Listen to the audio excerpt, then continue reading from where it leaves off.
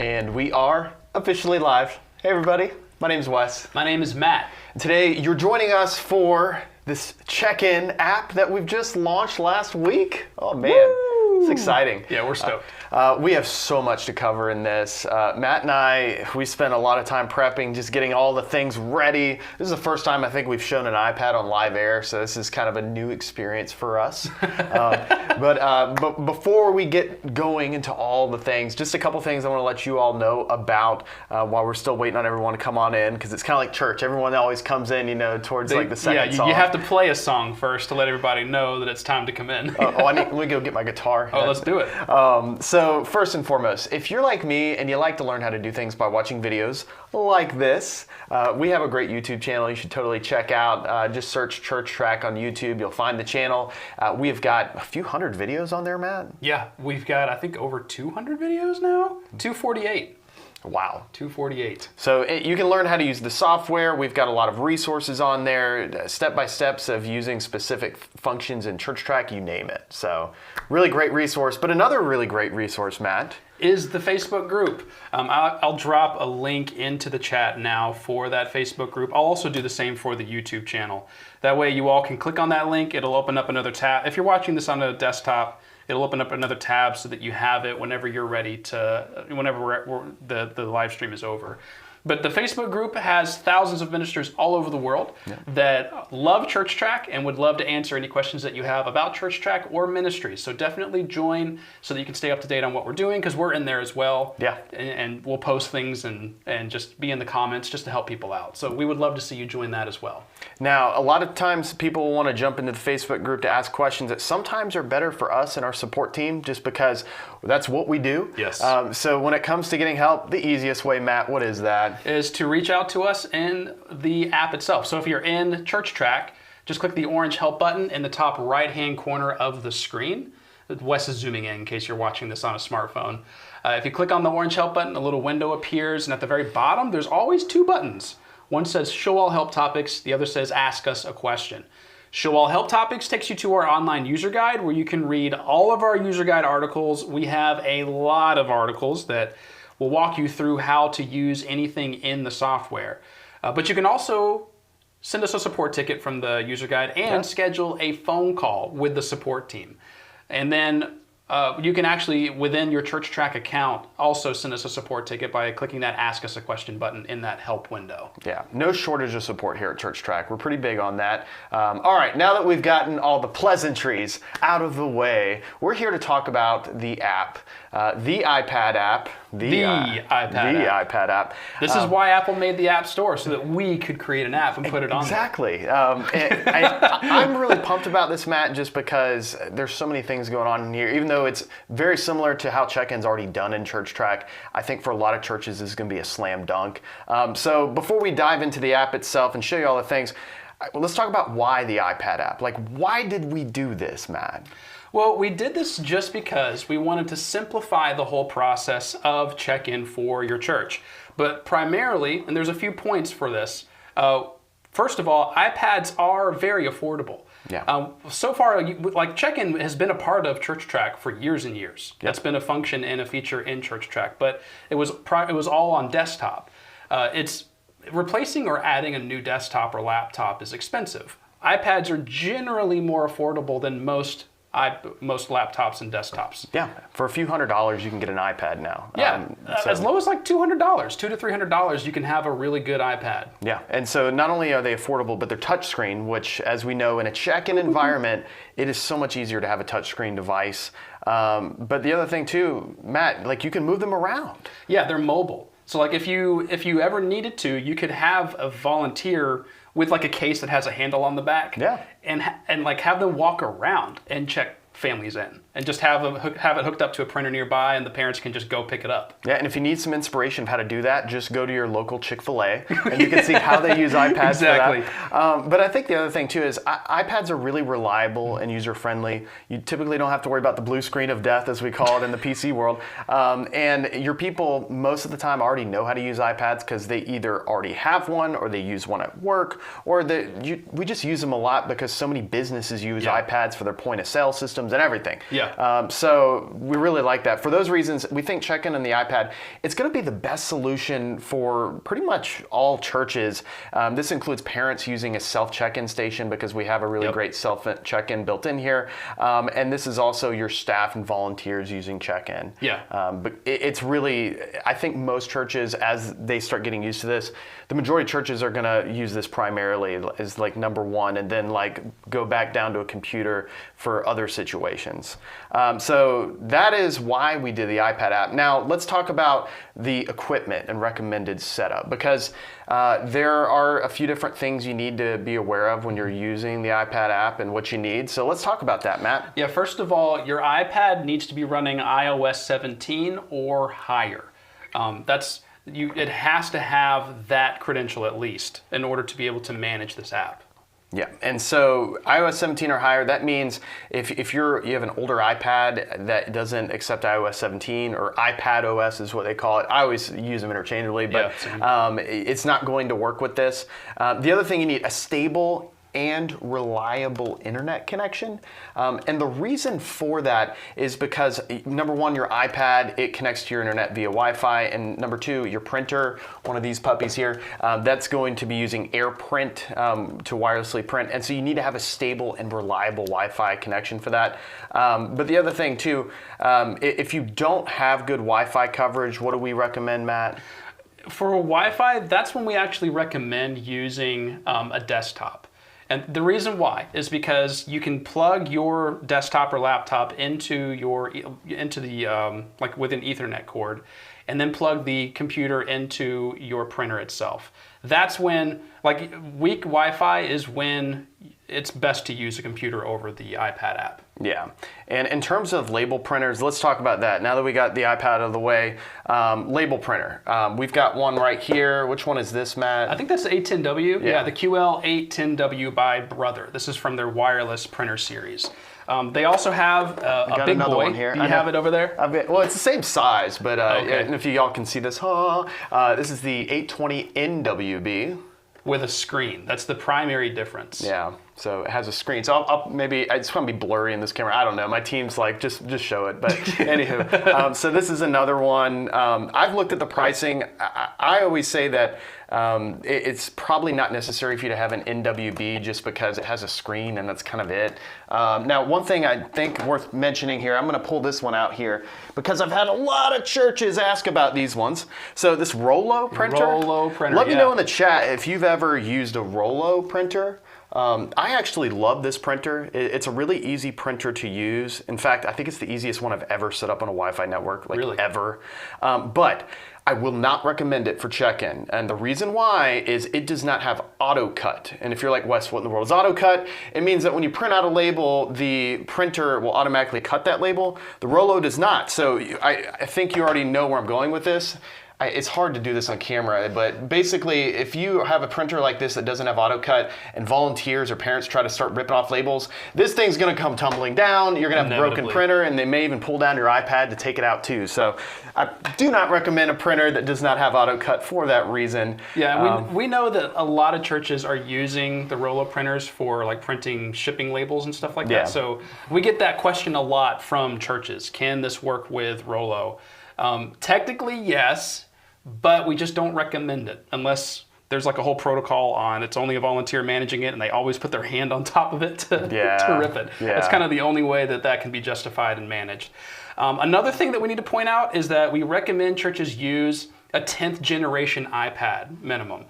We actually recommend this one, I think this one runs for about $200 or $300, right? It's $300. You can get a 9th generation iPad. I've seen them on Amazon for as little as $200. Just know that when you're dealing with an older iPad, it's not going to last as long in terms of being supported by Apple. That's why I always say spend the extra $100 if you can to get an iPad. That's a current generation. Apple currently sells that.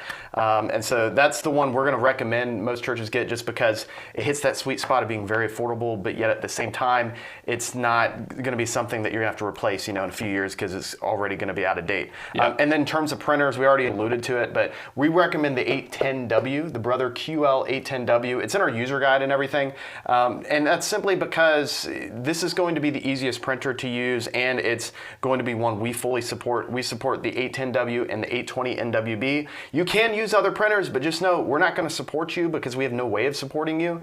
And this cost savings by getting like a knockoff printer, you're not going to really save any money. In fact, you're going to spend more money long term because you're going to get frustrated by that knockoff printer. Then you're going to go buy one of these, and then you're going to have two printers, one that doesn't work and one that actually does. So just get the 810W. And then the last thing, we'll throw this out real quick, is stands and mounts. Yeah, and I'll show it on my screen here. Wes has some like recommendations that he found on Amazon and I think another website, or on Pinterest. Yeah, some Pinterest ideas for how to set up that station. Yeah. We do recommend that you have dedicated stations for this. Unless you're like I was talking about, the volunteers just walking around with the iPad and the printers just off to the side. Yeah. But you can buy tables, you can buy stands for this. There's even some stands that are built specifically for this exact purpose that'll hold a tablet of some kind and the printer. Yeah. Me personally, this is just my opinion on this. You can take it or leave it. I want to discourage you from those dinky little stands that are just an iPad holder and a printer holder. They're kind of expensive. Yeah. Well, they're pricey, but also they're single purpose. Yeah. They're only built for that one thing. Whereas if you buy like a tall table, you can use that at multiple different events for different things. It's a lot more functional. And it's a lot more affordable going on Amazon too and find some of this stuff. But anyways, we just want to show you all that. So that's the equipment, what you need to get going and everything. An iPad running iOS 17, label printer, QL 810, and a good steady Wi-Fi connection. All right, now enough of the setup. Let's talk about actually using the app to get going. Actually do the thing. Yeah, let's do the thing. So to get the app, you want to go to the Apple App Store and just search ChurchTrac on the Apple App Store. You will find the check-in app. It's the only app we have on the iPad App Store. And so I've already downloaded it on my iPad. So my team, they're actually going to show off our iPad screen here. And I'm going to go ahead and go through the initial setup process here. By the way, I'm drinking out of this really cool ChurchTrac mug here. Did Brian do that? No. So this is you didn't. So we bought these. So if one of you out How am there, I just learning about this? I work here. I tell you what, if a few of you out there would like one of these, we're going to give a couple of these away today, and I'll tell you how to ask to receive one later to be entered to win. So, okay. So I've got the app. I'm opening the app, Matt, for the first time. Here we go. So my team's got it pulled up. Good deal. So the app is starting up. And so whenever you start up the app, the first thing you are going to see is welcome to ChurchTrac check-in. Nice. And then from here, we can go ahead and get started. And this is so incredibly easy. This is probably what's going to blow your minds more than anything else, is just how fast and easy it is to do this. Yeah. So, all right, get started, select that. So now you want to log into your account. So your ChurchTrac account. So I'm going to log in real fast at ChurchTrac. This is probably the part that's going to take the longest, is me just typing in my username and password, if we're being honest. So I'm going to type in this real fast. So, we probably need the Jeopardy music to play as I'm typing in things like this. Oh, it's only going to take a few seconds. All right, so they can wait. I've got it here, and I manage a few different churches here, so it's asking me which account that I want to log into. So I want to log into the potential church account, so I've already got that selected. I select it, and now it is connecting. And now, the first thing it's asking me, Matt, will you be printing labels? The answer is yes. Yes. Now, if your church is not using check-in for printing labels, that's okay. You can still use the entire software for not printing labels. Yeah, Pastor Andrea Martin actually asked, do we have to get the printers and why? Sorry, I missed that. I already answered, but I said, you technically don't have to, but this whole app was designed to make the printer setup and label printing really simple and easy. So not having a printer does kind of mean you miss out on some of those benefits. Well, and just the safety of like your children, because this is obviously geared heavily to children's ministry, even though you can use this for basically any scenario you're wanting to check in people for events. But having those labels is great because it says things like allergies, it has the emergency contact, it has the family code. Yeah, so, all right, so anyways, all right, here we go. Choose a printer. So I just select printer list. Now, this requires requires your printer to already be configured to your Wi-Fi network, which we have already done that with our Brother printer. And as you can see, it's already picking it up. And so I'll just select Brother QL810W, and I'll go ahead and answer the question now because I know someone's going to ask, can I connect multiple iPads to the same printer? Yes, you can, but I don't recommend it simply because there can be confusion if you have, children's ministry. A lot of parents are coming on in, they're punching in stuff on iPads, and you only have one printer. Then someone accidentally grabs the wrong label, or if your printer goes out on you, then you have no other printer because it was just the one printer. I always recommend having a printer for every kiosk station. So one iPad, one printer. There you go. All right. So next. And now it's going to ask, select your label size, and we're using the 2.4 inch labels, right, Matt? Yes. So actually, no, I'm sorry, 2.4. Yeah. If you were to select if you were to select the wrong one, actually, go ahead and select the wrong one. I'm afraid. Let's do the right one. But from my understandings, our developers did tell me that even if you select the wrong one, it still defaults back to what the printer has in it because it's smart like that. So it kind of is nice. But you can even go back a prior step and change what you've done. That's what I was going to illustrate. Because I figured I selected the wrong one earlier today when I was doing some testing and learned that. So now I'm going to print out a test label, and it seems like the first time you print out a test label, it always takes it an extra couple of seconds. And so you can probably hear the printer starting, boom, it just printed out a test label. And so now I've got my label here. It says first name, last name. It's saying everything that's listed here on the iPad screen. Love it. So that's how quick and easy it is. So I just select finish. Print setup complete. Like, I'm done. It's so easy. All right, so now I'm ready to start checking in kids. If this is a scenario where I'm using this for child check-in. And so I can either select from an event. It's already going to start pulling in events that are already there, or I can create an event. And so I'm actually just going to create an event. And so let's go ahead. We're just going to call this, we'll call this our test event here happening today. And I can select whatever particular groups that I want to use. And in this situation, I just selected all those and then add the event. And there we go. I've got my test event there. I'm ready to start checking in people. So all I have to do is select test, and I'm ready to start checking people in. If you've already been using check-in and ChurchTrac, this looks very familiar to you, but you can search a parent by their phone number. You can search by their name. So like if I just search by the name real fast, Kleins, search, and here we go. I've got Nick and Nora that I can check in. And the whole process of checking them in is just like the computer application. I just select which ones I want to check in, and then I can just print labels. Now, one thing I do want to point out is you can add a family member right here if I wanted to. So if I needed to add another child in the family, I can do that. Or if you're in a situation where you're searching and the parent's not there in the system yet, you can add that parent and their child from the app already. So print labels, and then it goes ahead, it starts printing out those labels. And I'll point out our latency in our studio for some reason is a little slower.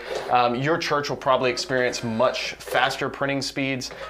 It's why it's so important to have a good Wi-Fi network when and so it's printing out all these labels. And I want to point out, so not only is it printing out the label with the child's name, which you can't see all that really, but it's also got the pickup tag for the parents. Nice. Or I call the valet ticket for your kids. Yeah, so you got that. Well, we validate your kids, yes. We'll park them in the children's ministry area. That's absolutely right. I always park the stroller, next door. Yeah. So that's how quick it is to go from setting this system up from start to finish and checking in. Just a few minutes. Literally from downloading it to checking in a child took like 5 minutes. Isn't that wild? Yeah, so simple and so fast. Yeah, and I've used probably a dozen different check-in systems over my lifetime, just different churches I've visited and stuff. I've never seen one this simple. And that was kind of the goal for our developers when we were making this. We're like, we want this to be the easiest to use check-in system in the world, period.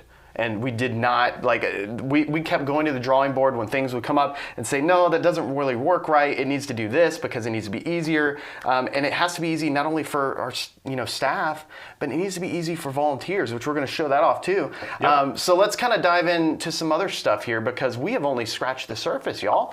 So I'm going to go to the settings. Now that we've showed just the general process, how to do all this stuff here. So let's talk about just some of the settings that are going on here and the things that you can do. So first and foremost, since I'm staring right at it, I might as well show it. We have this pre-check-in display. So this will display an image or text, whatever you want to display in a situation where it's a self-check-in. So when parents are coming to check in their kids, you can have like a special picture you put on there that maybe talks about, some things that they need to know, upcoming events, fall festival, VBS, the Christmas cantata, whatever. Let us know in the chat, like what are some things you like to tell parents about whenever it comes to, notifying them of something when they're checking in their kids in your children's ministry. I'm just kind of curious. But you can select the image right from your iPad. So like I got a bunch of random images here.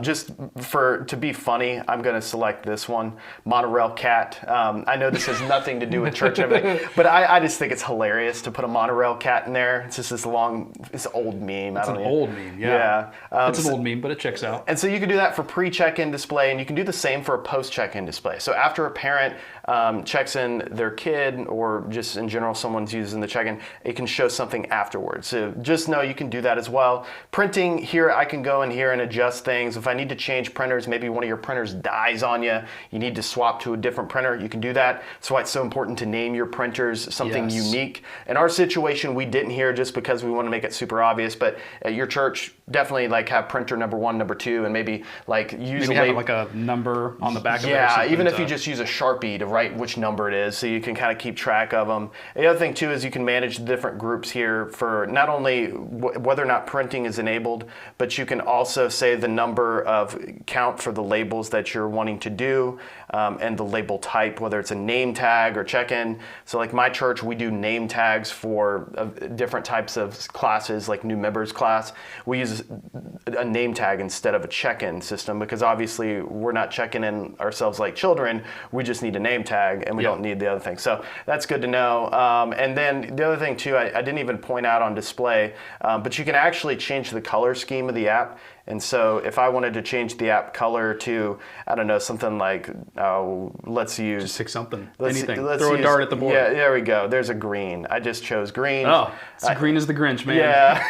And so now I have it in green. So you can make it any color you want to really match your church's branding. Highly recommend you do this. I'm going to go off of that just because green is not my favorite color. I'm more of the blue guy. And you can actually just restore back to default if you want to do that too. Okay, so that kind of covers just the general basics of the settings. Now let's talk a little bit more about just like other things we can do, because we have these different check-in modes. In the top right, when you select that, that gives you other types of check-in modes. So we just showed staff check-in a minute ago, but we have a staff check-in overview.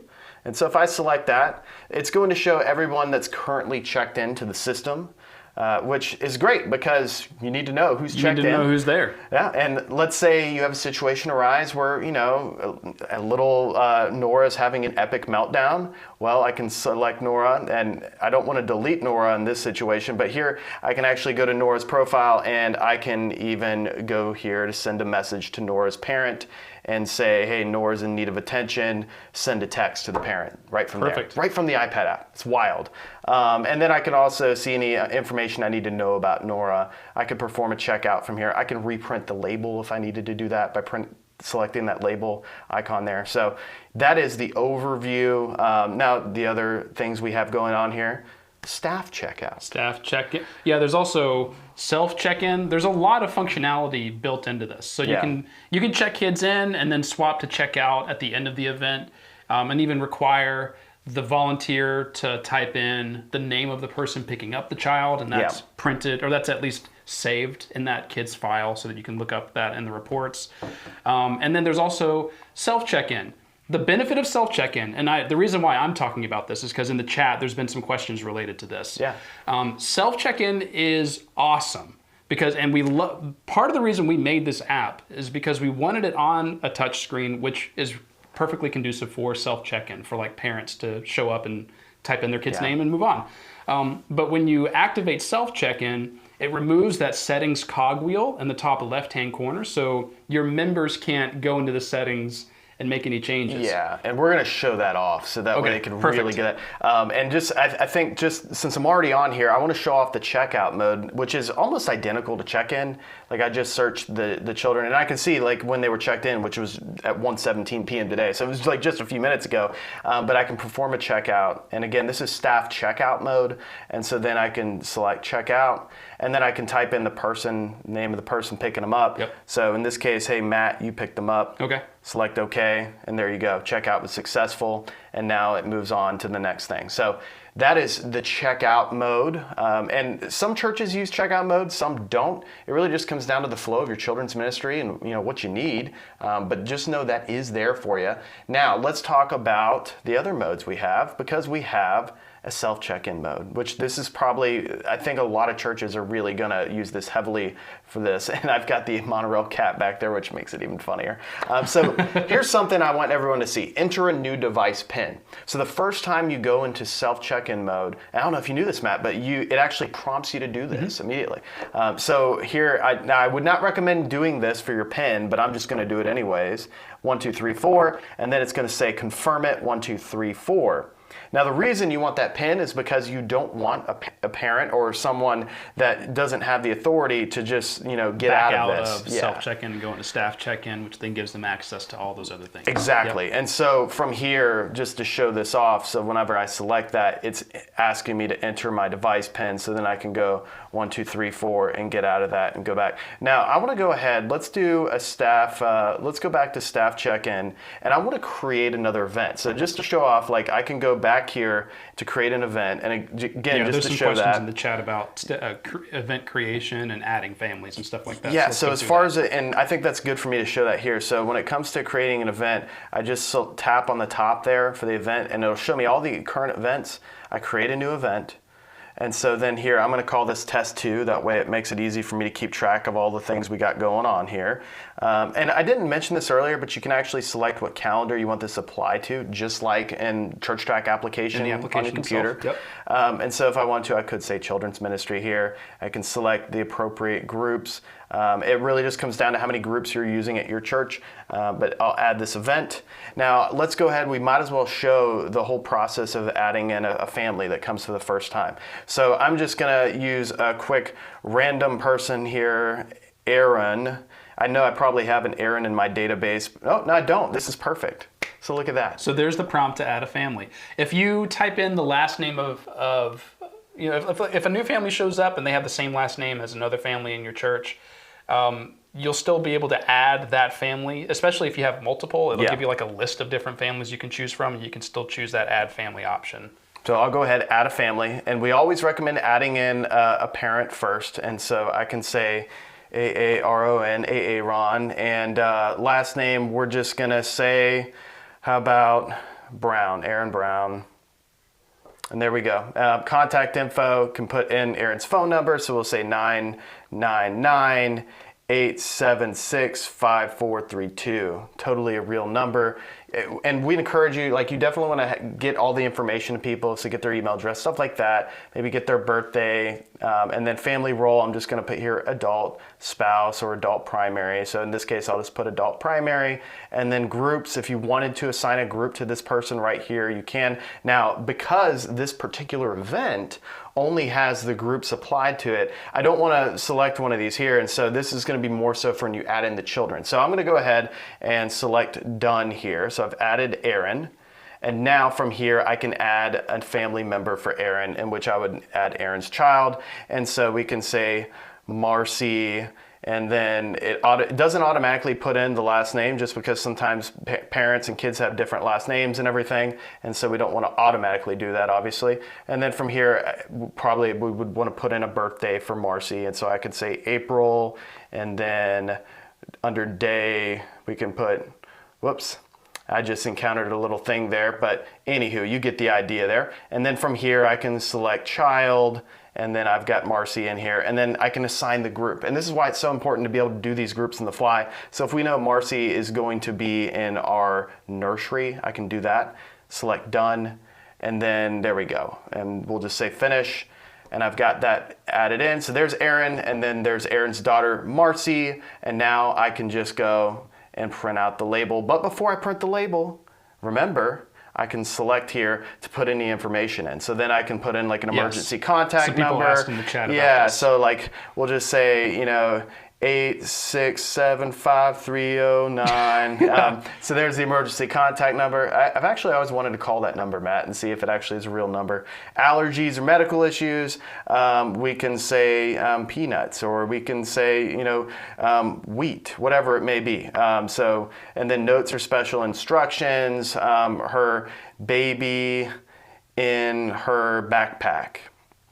That's something we have to tell our church all the time. The doll's in the backpack, and there we go. Yeah, and Gina earlier was asking, can you use this also for like allergies and snacks and stuff? Yeah. Yeah. So that's how you do that, Gina. You just tap the arrow to the right of the person's name to get access to this menu, which then allows you to customize what is printed on that label. And there's no save button, so you just select back, it's already in there. So now when I go to print out that label, it's gonna go ahead and print out that label with all that information I just put into there, and also give me my valet ticket for the child as well. We do that. So that.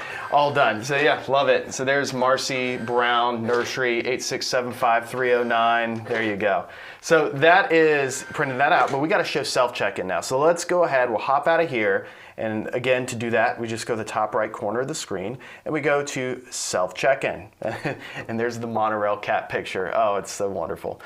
So again, you would want to use a picture of something, like just giving your people more information, things you need to direct them to, or events that you have going on at your church. So I'll just continue to check in. Now, again, I am doing this as if I was a parent, Matt. And so I'm a parent wanting to check in my kids. And so I can search by my phone number. And so I can just search 777. I think that's my phone number there. And there we go. And so there's the two children I want to check in, or just one of them. Now, I want to point this out to everybody. See where it says, please see a staff member to add a new family member? This is on self-check-in. It's going to do this because in these situations, you don't want someone who's going to your church for the first time just to be able to add everything in.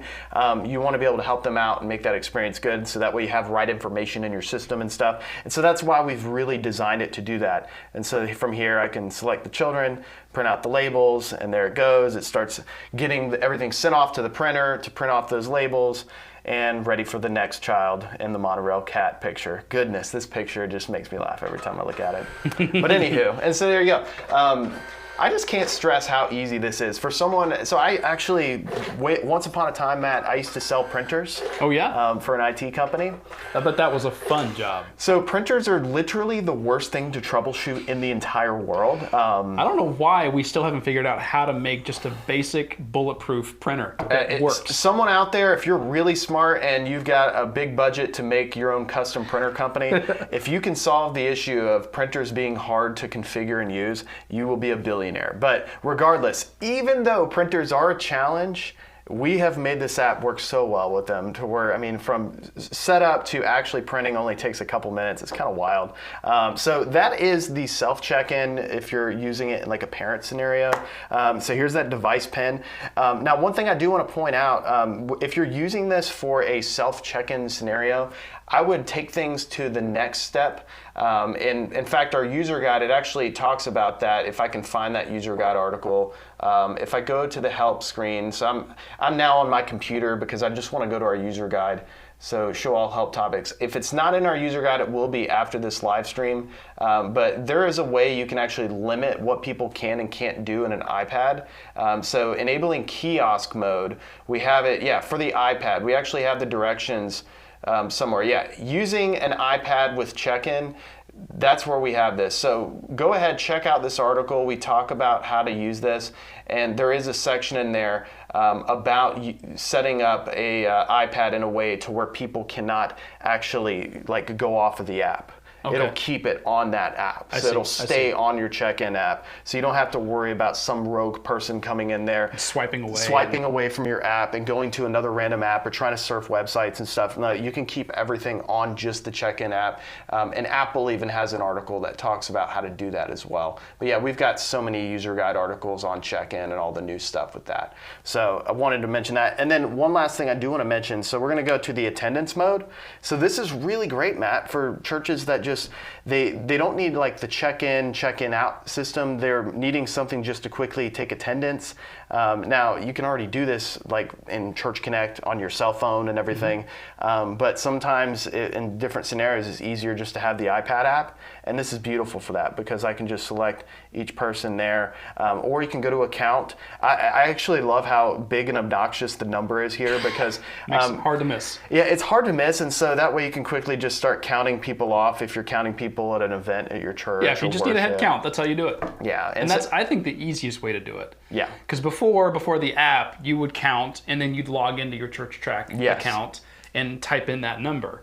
But now you can actively just have somebody at the door and just tap, tap, tap, tap, tap. Yeah. And then it's done. Yeah. It's already reported to the account. I think for a lot of like youth groups and different scenarios where they were already using live mode in ChurchTrac, I think this is probably going to replace for a lot of people because it's just so much easier and they can be able to do that. Now, one caveat I do want to mention when we're talking about check-in on the iPad app, because it has so many similarities. Obviously, things look a little different from this than it does on the computer application when you go to ChurchTrac on your computer, whether it's an Mac or PC. But when you're going to create events, you'll notice that there's actually not an ability to delete events. That's not like an oversight on our end. We actually did that on purpose. And can you kind of give some insight into why we did that? Just because we don't want a volunteer to accidentally tap the delete button in the middle of a check-in process. Yeah. And then all that data that you've just plugged in is gone. Yeah. And you have to scramble to rebuild the event and then proceed with check-in. This way, it's locked. No one can accidentally mess up and delete anything. Yeah. And it's all something that you would then manage just within your ChurchTrac application, on a desktop version. Yeah. There are some things that you still would preferably do within the ChurchTrac account on a desktop, like setting up the events, adding the group labels, managing check-in, like attendance groups and all of that. We recommend you still do that ahead of time on the desktop. Though you can do it in the app, that is still an option to create an event, to manage your groups and all of that. It's just easier to do that on a desktop, especially ahead of time when you're not trying to throw it all together last minute. Yeah, yeah. So good points. So just a quick recap for everybody. The iPad app for check-in, it's out. You can download it in the App Store. And in terms of what we recommend to really get the most out of this experience, Matt's got this 10th generation iPad over here. $300 is typically what you can buy them for. $300 to $350. It's just big enough that I can barely hold it. Yeah, and use a label printer, brother label printer like this QL810W or an 820 NWB. But I think 99% of churches are going to go with this one because it's cheaper. It's like $50, $60 cheaper than the $150. 820.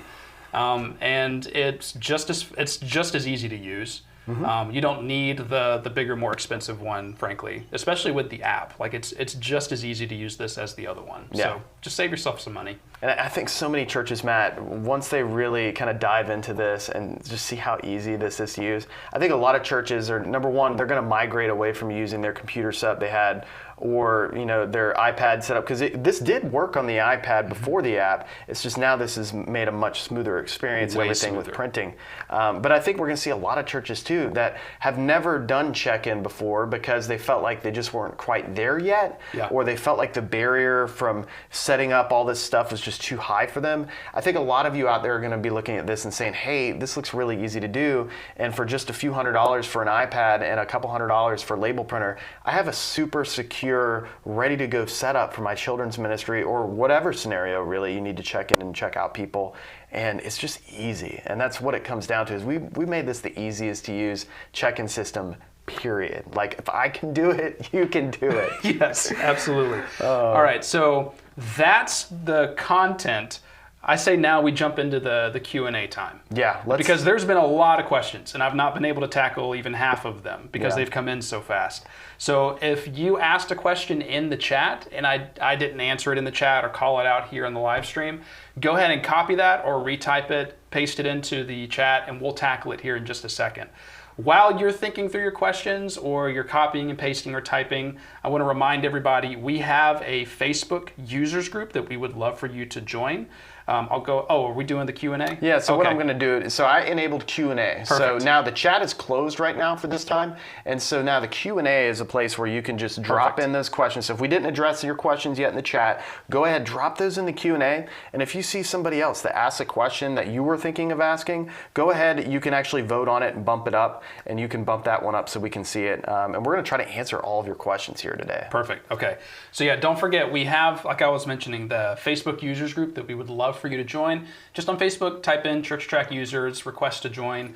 We'll make sure that you're approved so that you can join this community, ask all of your questions, get some inspiration for how to use ChurchTrac and set everything up. We also have a YouTube channel with, like I mentioned, almost 250 videos.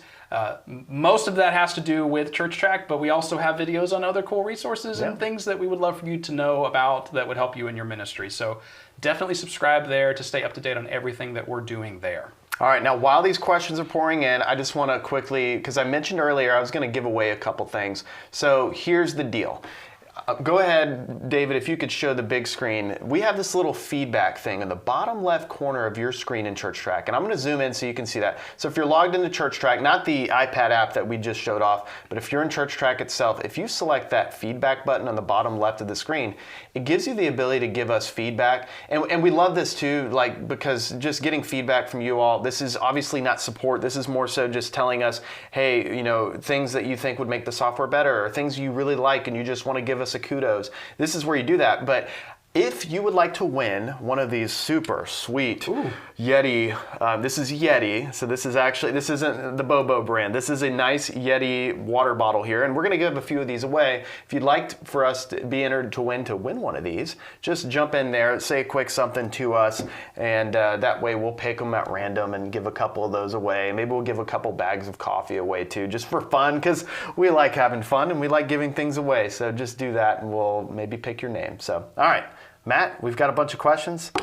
Yeah. Let's start answering them. Let's jump. So let me go ahead. Yo Angel Morales, I am so sorry. I know I probably just mispronounced your name. Asked, is there a way to change what information is shown on a printed label? Yeah, so whenever you look up a family and you're in that screen where you can tap on the names of the kids that you're checking in, there's a little arrow to the right of each person in that family. Just tap on that arrow. It opens up that menu where you can then enter in like their allergies and special instructions, emergency contact, just to make sure that's printed on the label. And whenever you enter it there, it's saved, and it'll always show up on the label for that person every single time until you go and make a change to that information. And I think that's such an important thing, because, like, for example, this child, Nick Klein's, like, they're allergic to bees, their inhaler is in his bag. Maybe I wanted to put something like, you know, EpiPen. I actually don't know how to spell EpiPen. That's pretty bad. EpiPen in bag as well. You know, so there you go, and it'll store that information forever. So you have that Forever. forever. All right, Pastor Andrea Martin. Does adding the children affect the number of subscribers allowed on ChurchTrac? Yes. Any name you add, whether it be adding a whole family or adding a new person to a family, that will be added to your people screen database in ChurchTrac, which counts towards your member cap. So just be aware of that. That's part of the reason why we don't we remove the ability to do that in self-check-in, because we don't want just anyone to walk up to the screen and start adding themselves to your database and push you into a higher price tier. Yeah. Steve Jobs is apparently in the chat, and he asked, you said it is easy to set up. Does that mean I can set it up Sunday morning before church? So Technically, yes, but we highly recommend you don't do that. We recommend you test it out like today. yeah. Download it, get it set up, connect it to your account, connect it to the printer, run the test label. Let me give you three big reasons why. Yeah. Number one, you want to make sure everything works with like the printers and stuff, getting that set up. Number two, you want to make sure all your volunteers that are going to be running this, even if it's just one other person, like you need to make sure they're solid on it and know how to use it. And then number three, I said two, but I'm going to give you a third. It is you want to make sure parents are like aware and stuff. And so giving them a heads up like a week before, hey, just so you know, we're going to have a new system that we're using to make things easier, and so be ready for that. So don't do this on like this Sunday up. Please don't. I recommend at least taking a week, getting familiar and used to it and stuff. Now, Lindsay, I saw this question in the chat earlier, and I'm sorry that we couldn't get to it until just now. When on the app, I'm receiving the message, warning, you must create a calendar with a viewing status of volunteers and above on your ChurchTrac account. How do I move forward? I've already created these events on my account. So you need to go into churchtrac.com and log in on your desktop, laptop, whatever. Go to the events and attendance screen. Oh, Wes is showing. Yeah. So events and attendance screen, and then click on the edit calendars button at the very top of that screen, which gives you a list of all the calendars that have been created. But under the who can view events and who can edit events, you need to make sure that it says volunteer and above, not something like leadership and pastors. The reason why is because the app requires a pretty high level of, or like a pretty broad level of access. Yeah. In other words, you can't have it super restricted to just a few users in your ChurchTrac account. It needs to be something that even volunteers can do, so that on the fly, they can add an event. Yep. They can access something and set something up and manage the group labels. So you have to give the calendar that level of viewership or access so that they can then add events to it. So that's what that means. That's what you have to do to fix that, Lindsay. But thank you very much for asking. Callie Jones says, is there a way to document visiting kids without adding them to the database? Like by entering them into the check-in app, you're adding them into the database. But something that we didn't mention earlier, you can archive people. So if a visiting family or a visiting kid shows up and you know they're not a member, they may or may not return, you can add them and check them in so that you have that record and you have the ability to track that. But then later go into the people screen in ChurchTrac and just archive them. Yeah. Archive names don't count towards your member cap. You still retain all their information, they no longer are displayed on the people screen. They're moved to a different menu. Yeah. Adriana, can we have 3 iPads running the same check-in and will it work smoothly? Yes. Yeah. You can have a bunch of different stations. You could have 30 iPads running. Yeah. Maybe not all on one printer, but and again, but the process will work smoothly. They'll all communicate with each other, so you can't like accidentally check in the same person twice or something like that. It'll all work just fine. Yeah. So it's all connected by Wi-Fi in the cloud, so it's all communicating. If I were to say like my ideal setup, like let's say you have a smaller children's ministry under 20 kids, the ideal setup would probably be having a computer that's hardwired to a printer, and then an iPad that's connected wirelessly AirPrint to like a brother. And then as you scale up and get bigger, and let's say you're checking in 50 or 100 kids on a Sunday morning, that's when you can just add additional iPad apps. Now, if you're in a situation like, hey, Wes, we're in a small children's ministry, would it be easiest just for me to run an iPad and that's it? You can. Just know that when it comes to, if you're having to add a lot of information and stuff, sometimes a touchscreen device is just not the quickest way to add information for a staff situation. So just keep that in mind. Yeah, that's another reason why a computer may be better than an iPad. Like I mentioned, if you have like unreliable internet or Wi-Fi, a hardwired connection to your internet and the printer is best. So a desktop works well there. But if you're growing, then yes, you actually do want a computer over an iPad, because you can add families and people on the iPad, but like just chicken pecking your way through that process takes forever. I can type faster on a mechanical, physical keyboard than a touch keyboard. Bonnie asked, is there a plan to have the app on the iPhone? We talked about this. Yes. I was working with the devs on this. The thing we kept coming back to is an iPhone's a personal device. Unless your church maybe happens to have like a church device that's an iPhone. And so typically you want something like this to be reserved to a device that's owned by the church that isn't someone's personal device. Also, when it comes to using this like in a self-check-in mode or something, it's just kind of problematic to use an iPhone for this sort of situation, because I don't have time to cover it, but there's so many scenarios we talked about in which an iPhone's just not going to be good for this. And that doesn't mean we're not going to maybe add that functionality later, but we're just seeing that the iPad seems to be like the #1 device for this scenario, and that's why we made it for the iPad. Yeah, and frankly, like doing it on an iPhone would probably work fine for staff, but you can't do that as like a self check-in. No, unless you want someone to steal your iPhone. Yeah, for real. Lillian asked, is this app translated in Spanish? I'm pretty sure the answer is no.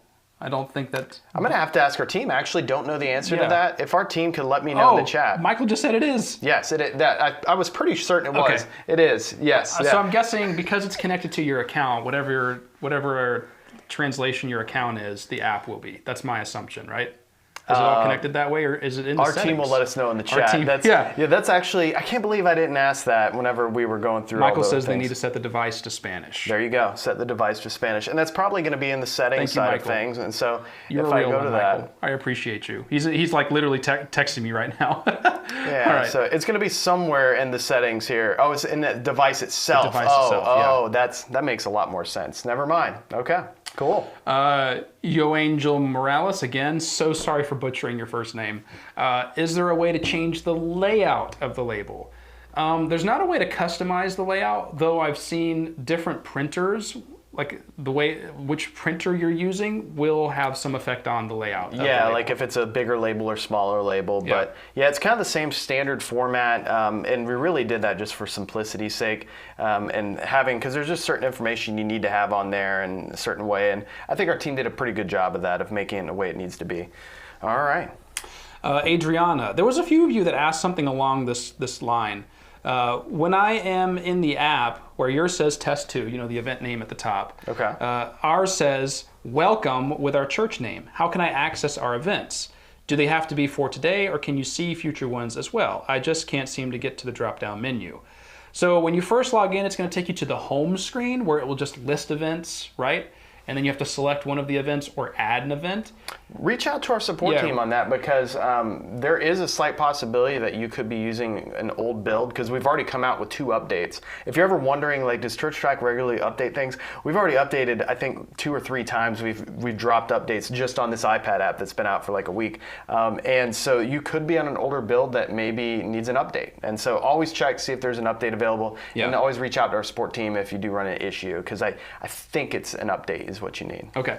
Lindsay says, when on the app, I'm receiving the message warning. Oh, excuse me, we already answered that. I didn't archive it. Billy, will this app be available on iPhones? We answered that earlier. That. Yeah, that was that's a second time that's been asked.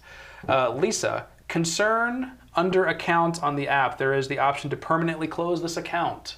Yes, that's something that we had to add to the app. Yeah, so the Apple App Store, that's one of the things they tell you is you have to provide people a way to delete it and everything as part of their terms of conditions. Yep. And so it doesn't mean, like, you still have to go through all the processes of closing an account just like you would at ChurchTrac. So it's not like you can have someone that's a rogue volunteer just close your ChurchTrac account. That's not how it works. They still have to log in and everything. So and again, if you set up self-check-in, your parents, your members won't even be able to access that setting anyway. Yeah. And then the volunteers, you just need to tell them, don't touch this, please. Don't ever do this under any circumstance. That's a Click good. that button. I like where you're thinking, though, Lisa. That's a good, valid concern to have. But yeah, our team, we put that in so that way you don't have to worry about that.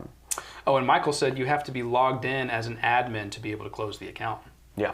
Okay. All right. So Mike Gerspatch asked, can you add an emergency contact number from the people screen, or can you only add it from the check-in screen? Yeah, from the check-in screen. It doesn't automatically grab like an emergency contact info from the people profile and add it to the label. Yeah, because that would be a custom field anyways if you add it. And so there's no way it can know that custom field is an emergency contact. And again, you can set all of this up in the desktop ahead of time. Like, you can go ahead and create the check-in event and then go through everyone's profiles in check-in and their labels and customize that so that your volunteers aren't like having to scramble and do that on the touch screen. Yeah, but the beauty is once you add in all this information, especially when you're adding in new families and things, like, it's there. So if I go back just to show on the iPad again and I'm selecting Nick here on the arrow for Nick, so I select Nick, I can see all this information. It's still in there, just how I edited earlier, and it stays there until you either delete it or you add something different. So Jamie asked a good question. Is there a way to do recurring events like Children's Church that happen every week? Yes, within the desktop. You can't set up like recurring events or clone events in the app. You're adding an event one at a time. But yeah, you can set up recurring events or clone an event. It would be cloning events, not recurring events. Yeah, cloning. You would do that in the events and attendance screen in ChurchTrac, create an event and then clone it multiple times, because that'll carry all of the check-in and attendance groups through all of those clonings. So you would do that ahead of time on the desktop. And one thing to point out too, so like whenever I go to the top to select an event that I want to switch to, we have this little button here that says refresh. This is so great because if you go and you create a bunch of events on the desktop application and then you want to make sure those events are there, the app already checks and everything, but you can still hit refresh. And so if there were new apps that were created and you want them all to show up on your list, you just hit that refresh button if they're not already there and they'll pop up there. So pretty cool. Pedro Diaz, can I apply check-in to all of my worship templates, or do I have to activate check-in every time we have the weekly event? Yeah, Pedro, the worship screen is not where you manage check-in at all. That's for planning the event and coordinating your volunteers, like scheduling them. Yeah. The check-in is done under the events and attendance screen.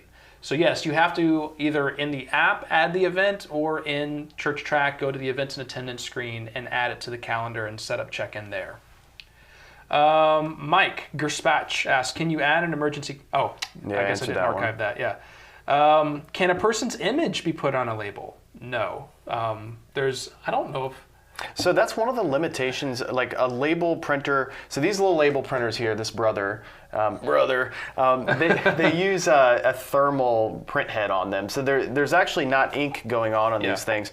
These labels are designed in a manner to where when there's hot heat applied to them, they turn them black.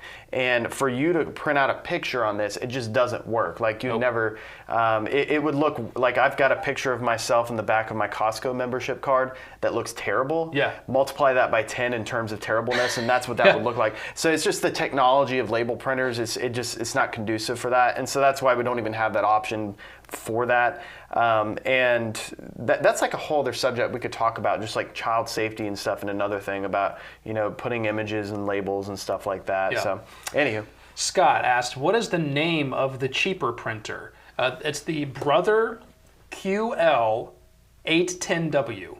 I think, was it you, Scott, that... Oh no, Bob Dilly. He actually was trying to reply to you in the chat earlier. He had a link to an Amazon, like where to purchase it. Yeah. Yeah, so it's just Brother QL810W.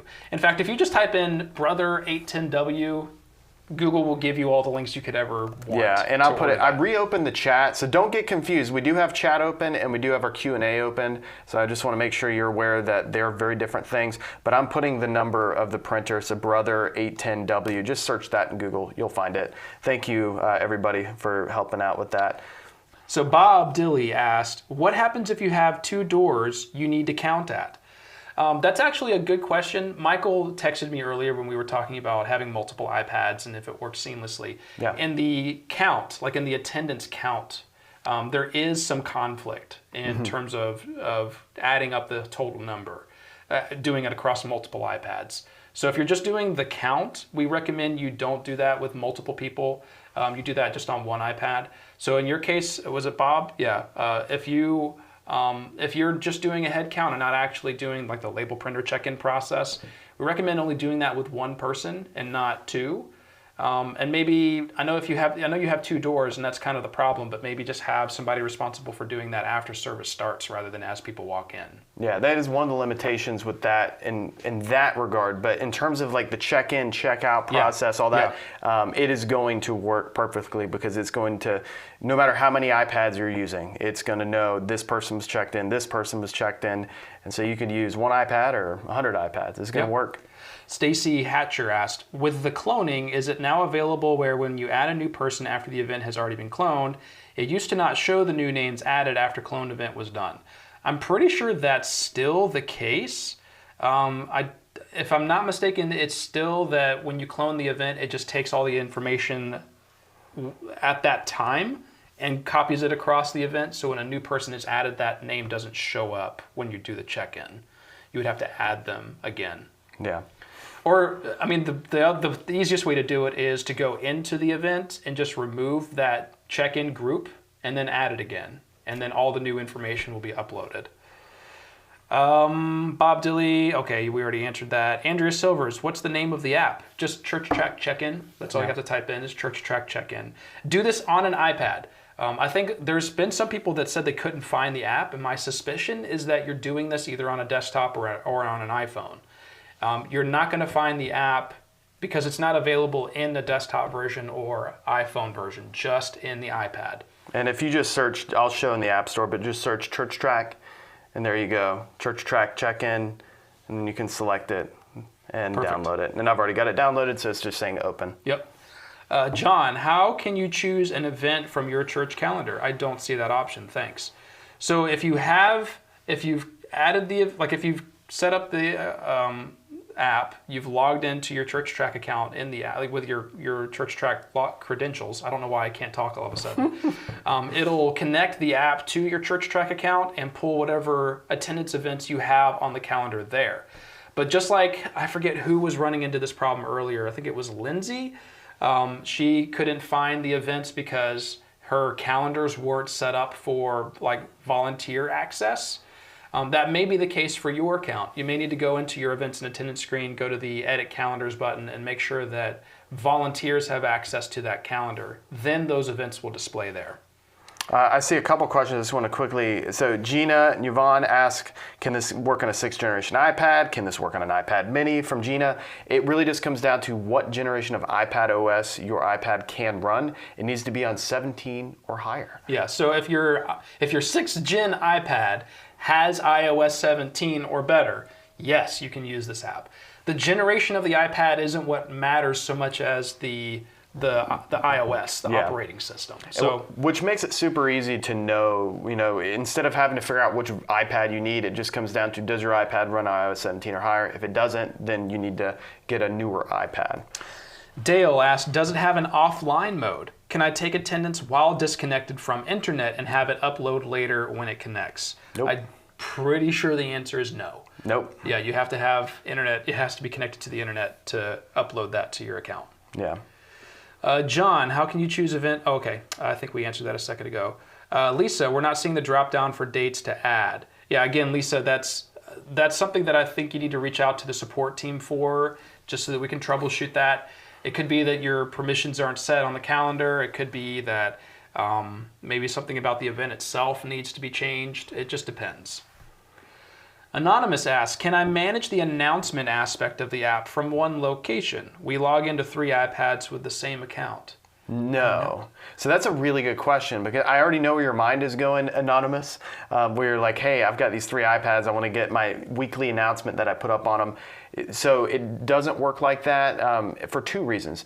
Number one, you want to have a different login for each iPad. Highly recommend it. That way you can always trace things back to different users and stuff.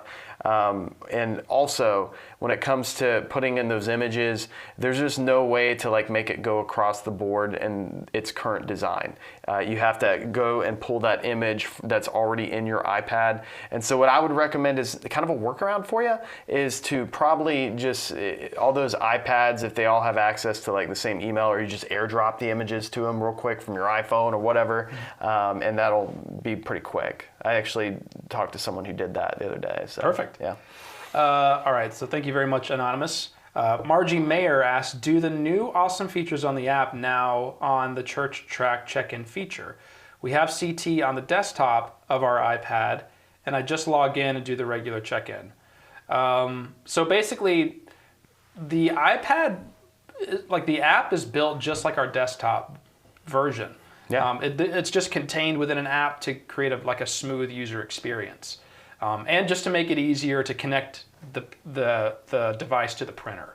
That's the whole reason, not the whole reason, but that's like a big motivation why we made the app. Yeah. So, but you still get the same functionality on the desktop. You can still check people in. You can still add names. You can still manage like the label printing and stuff like that and customize things. So yeah, all of the tools that are here are in the desktop version as well. The only thing I can think of that isn't in the desktop version is the ability to customize the color. Like that's kind of it. Yeah. So that's about the only thing you're missing in the desktop version versus the app. And Liz had a good question about, can the kiosk be in Spanish, but the label be in English? Our teachers are English speakers and would need allergy info in English. Yes. The reason why is because what's printed on the label is what you manually type in to that menu. So yes, like if the iPad is set up in Spanish for the person using it, that's fine. As long as that person, whenever they're customizing the allergy info and the special instructions, as long as they type that in English, it will print in English on the label. Yeah, and in a situation like that, it's also good as in your announcement, if you do have a lot of people at your church that are bilingual, to maybe have an announcement in 2 different languages and stuff. I've seen a lot of churches do this with Church Connect for just different announcements and things. By the way, just a shout out, if you're not using Church Connect yet, or if you've been living under a rock, we've come out with some amazing updates in Church Connect, which is the church website, church app built right into ChurchTrac. And if your church website is currently non-existent, or maybe it's like slow, or maybe it just doesn't look good, you still got a spaghetti dinner from 3 years ago and you don't know how to pull it off your old website, well, Church Connect could be the answer for you. So you can definitely check that out in your ChurchTrac account. We have answered all the questions. We have shown all the features. All the features. I'm ready for a nap. We'll go through our thing. And again, we mentioned this earlier, but if you go to that feedback bar in ChurchTrac, when you're using ChurchTrac on your computer, that little feedback to the bottom left, just jump in there and say, hey, I'd like to be entered to win some swag or whatever you want to say. Just you can win one of these or some coffee. Who knows what we'll give away? Maybe we'll give away an iPad. I don't know. We'll see. Don't get too crazy now. But yeah, jump in there and let us know, and we'll enter you to win something there. But yeah, we hope you learned something. We hope you enjoyed this. If you have any questions, reach out to our support team. If you think of any questions later about the app, or if you run into anything, just let us know. We'd love to help you, and we hope that you all have a blessed day. See ya.